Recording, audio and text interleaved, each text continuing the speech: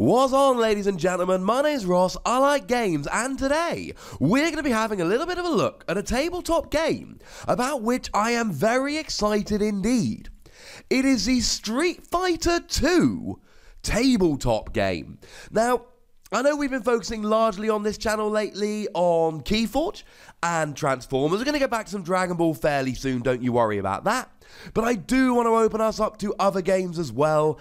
And frankly, I've recently found out about and become very excited about the Street Fighter miniatures game.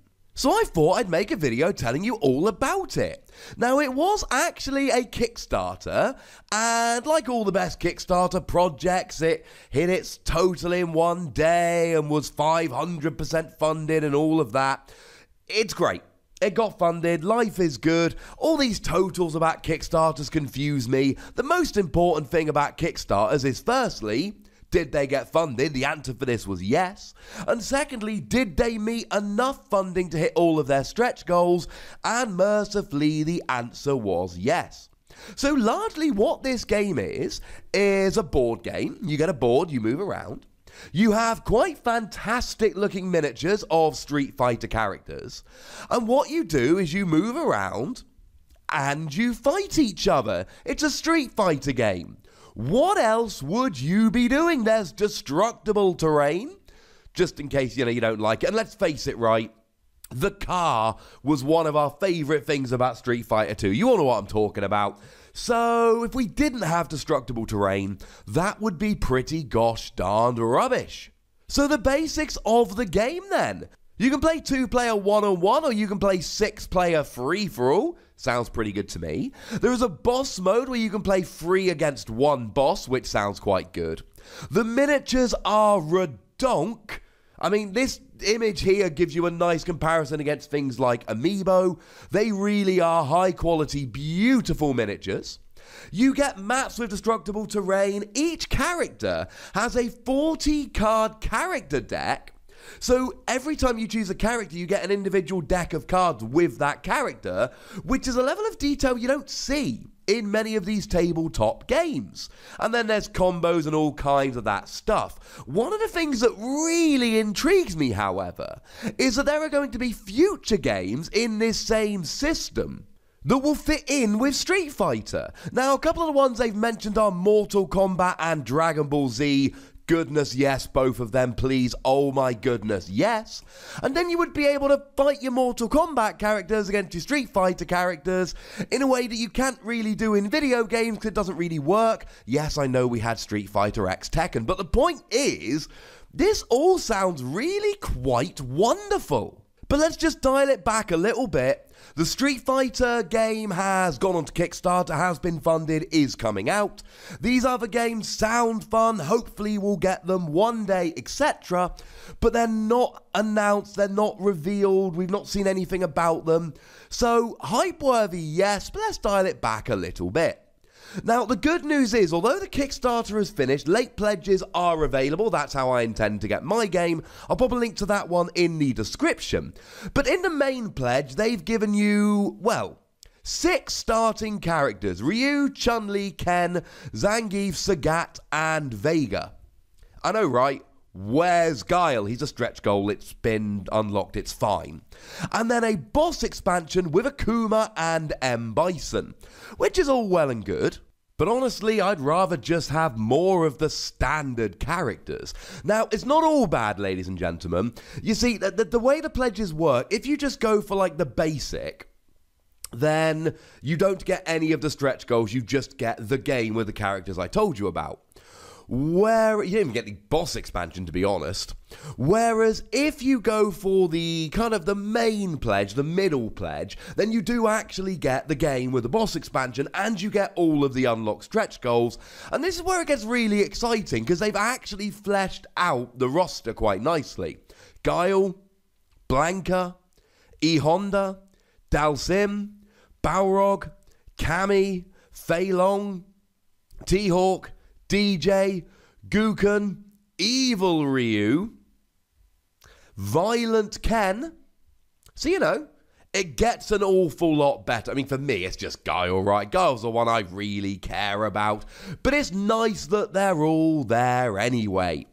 Now, there's also a bunch of different game modes, which I don't intend going into in a huge amount of detail here, but there is a car bonus stage mode. You need the car bonus stage mode. Like I said, it was the best thing about it. There is also a Capcom Cup tournament mode with a Capcom Cup miniature, which is, you know, kind of adorable. I am genuinely a little bit excited about this. Now, one of the things to mention is this is not a cheap game by like any stretch of the imagination. It's a rather expensive game.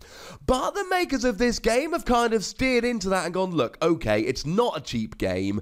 Here's why.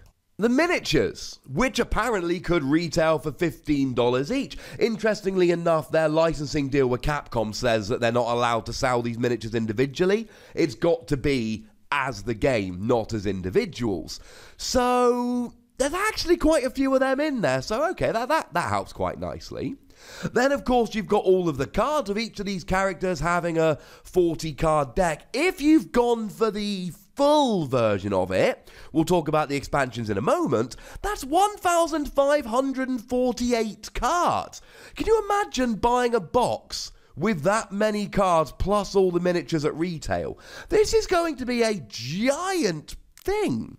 Now, they do talk about the fact that they're going to be selling it at conventions in the future, or to be more specific, that they may be selling it at conventions in the future.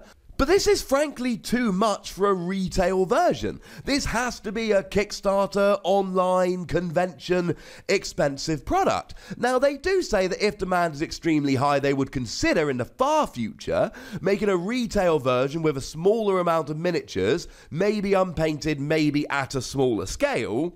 But I don't know about you, one of the things that first attracted me to this was, well, first of all, that looks fun. I can play that with my wife of an evening and with me friends, etc. Get some of me brothers round, play that 4 to 6 player.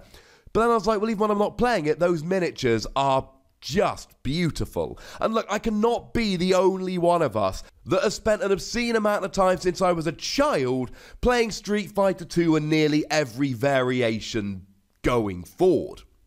And that actually brings me nicely to the last little thing I think we need to talk about here, other than a very, very quick how to play. And that is that there's basically a third version of the game where you get add-ons, where you basically get 4 extra little mini sets. There is a Street Fighter Alpha set with Karin, Sakura, Dan, and Armika. Again, you're talking the miniature and their battle deck. There is a Street Fighter 3 Third Strike set with Alex, Ibuki, Q, and Makoto. Again, the miniatures plus their decks. A Street Fighter 4 set with Yuri, Cody, Viper, and Guy. Again, characters plus decks. And a Street Fighter 5 set with Nash, Rashid, Nakali, and Laura. Same deal, miniature and battle deck. Honestly, I'm well excited about the Street Fighter Alpha one for Sakura and Armika. Less excited about the others. I still skew a little bit old school in my Street Fighter fandom. I've played plenty of Street Fighter 5 as Guile. Played a bit of Nakali just so that I could unlock Guile, but then Guile. So in terms of how to play, I do intend doing a proper how to play video. Do let me know in the comment section if that is something you would be interested in. But the very, very basics are, during your turn, you draw 2 cards. You move up to your movement value in any direction. Of course, they don't all move the same amount. It's Street Fighter. And then you take 2 actions in any order and in any amount from move, draw, or play a card. If you're on defense, you can block, rolling 2 battle dice and applying the results. And then there are cards that can boost it, etc. It's a tabletop game. Or do you counter-attack, which, if it's successful, you counter-attack, causing damage during your opponent's turn. It's a counter-attack. Obviously, it's more in-depth than that when we get going, but I thought it would be silly to do an intro video without giving you at least the basics of the combat. So that's it. It's a premium, expensive, online-only game with beautiful miniatures, 2 to 6 player combat, and it looks like an awful lot of fun. I intend getting this, I intend doing a how to play, and I do intend doing some gameplay videos, so let me know in the comment section if this is the kind of thing you're interested in.